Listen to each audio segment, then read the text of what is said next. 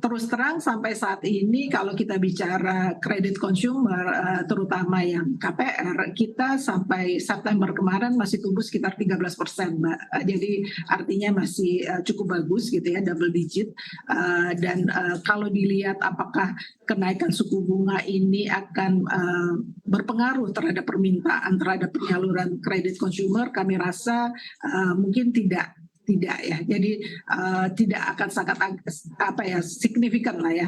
Jadi kami melihat ke depan tren permintaan KPR ini kami prediksi tetap akan tumbuh ya. Kita masih melihat ini adalah sangat besar, dan saat ini kita juga melakukan strategi yang memang kita bekerja sama dengan top tier developer. Jadi artinya memang proyek-proyek yang dibangun itu adalah yang memang primary market ya, dan dengan adanya kenaikan suku bunga kalau kita lihat pun itu nggak serta-merta gitu ya. Jadi karena kita pasti punya banyak pertimbangan. Mungkin kenaikan dana simpanan, kemudian baru setelah itu 3-6 bulan setelah itu baru ada dampaknya terhadap kenaikan suku bunga kredit. Jadi nggak serta-merta saat ini gitu. Jadi kita masih gencar sekali dengan promo-promo kita, dengan rate kita yang khusus, rate yang sangat bagus gitu ya. Kemudian kita juga melihat ini adalah masih sangat besar potensi untuk KPR subsidi, FLPP yang ini diprediksikan masih akan tumbuh karena ini bunganya fix ya sampai 5% dengan subsidi. Nah ini yang mungkin menurut kami hal-hal yang rasanya tidak akan serta-merta langsung terdampak ya dengan permintaan untuk kredit terutama yang KPR ya.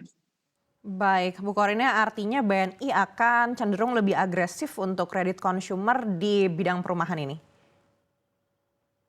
Pasti Mbak. Kami kalau melihat 2 tahun pertumbuhan kita kita sebutnya produknya namanya GRI ya, kita memang melihat potensinya sangat besar sekali, dan kita memang saat ini punya program dengan developer-developer yang selected yang memang kami sudah melakukan kerjasama, dan kita melihat bukan hanya di Jakarta, tetapi di seluruh wilayah kita lakukan hal yang sama gitu ya, sehingga kita juga bisa memberikan rate yang sangat bersaing gitu ya, karena ini adalah top tier developer, dan yang kedua adalah kita bisa memberikan proses yang lebih nyaman buat customer gitu ya, lebih mudah, lebih cepat gitu ya, karena kita bicara adalah kita memang memilih yang selected gitu ya.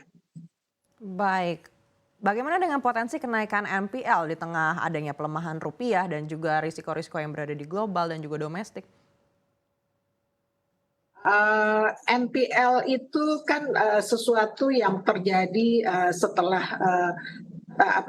terjadinya perburukan mulai dari 3 bulan, setelah 3 bulan ya. Jadi kredit itu dikategorikan sebagai macet tuh setelah 3 bulan dilakukan penagihan gitu ya. Jadi di consumer kami melihat pada saat ini angka dari asset quality kami ini sangat-sangat sesuai dengan apa yang kami targetkan, bahkan lebih bagus gitu ya. Artinya penurunan dari sisi aset bermasalah itu menurun cukup tajam di tahun ini. Dan apakah ini akan langsung juga serta-merta? Rasanya ini tetap kami bisa jaga. Karena sebenarnya kuncinya menurut kami adalah bagaimana kita memberikan akuisisinya.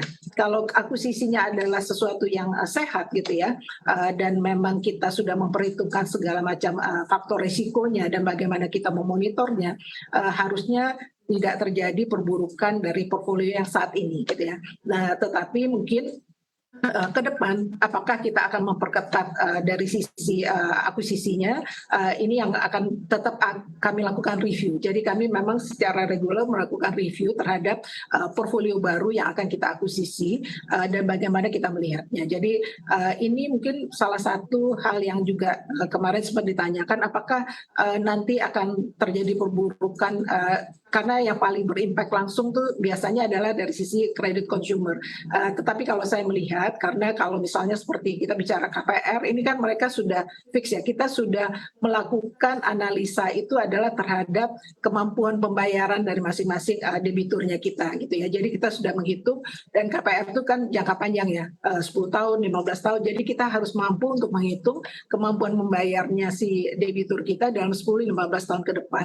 Nah itu biasanya kita udah pakai scoring, kita udah pakai segala macam hal yang memang menjadi satu sistemnya kita sehingga kita bisa memprediksi. Nah ini yang mungkin kita nanti akan melihat gitu ya, bagaimana kita melihat makroekonomi yang terjadi yang tadi disampaikan oleh Mbak Anneke, apakah di luar sana akan terjadi pergerakan yang cukup ke arah mungkin perburukan gitu. Ini mungkin akan menjadi monitoring kami setiap bulan untuk memperbaiki dari sisi kita sebutnya RAC, risk acceptance kriterianya, apakah kita perketat dulu atau sebagaimana gitu.